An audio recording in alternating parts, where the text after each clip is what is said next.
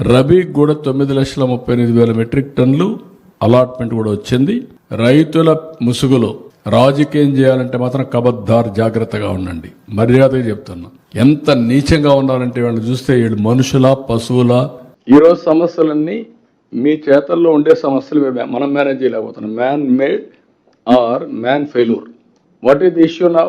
విజయనగరం జిల్లాలోని ఒక వ్యవసాయ కేంద్రం వద్ద సిచ్యువేషన్ ఏంటో స్క్రీన్ పై మీరు చూస్తున్నారు. Issue is urea. ఎప్పుడైనా సరే యూరియా వచ్చినప్పుడు ఆ యూరియా ఇష్యూని ప్రాపర్ గా ప్లాన్ చేసి ప్రాపర్ గా డిస్ట్రిబ్యూషన్ చేస్తే it is not an issue. ఎప్పుడైతే మనం ఫెయిల్ అయ్యాం అది చేసినప్పుడు కరెక్ట్ గా ఏ రైతుకి ఎంత ఇవ్వాలో అంత ఇవ్వాలి. That is your responsibility. Variety మార్చాలా, అక్కడ ఫెయిల్ అవుతుంది. పిఎస్సిఎస్ దగ్గర టీడీపీ నాయకులను చుట్టుముట్టారు రైతులు. Man made or man failure. ప్రభుత్వం నుంచి వెళ్తా ఉన్న ఎరువులను తెలుగుదేశం పార్టీ నాయకుల దగ్గరుండి దారి మళ్లించి అధిక ధరలకు అమ్ముకుంటా ఉన్న మాట కళ్ళ ఎదుటే కనిపిస్తా ఉంది. దాదాపుగా 200 నుంచి 250 కోట్ల రూపాయల స్కామ్ ఇది.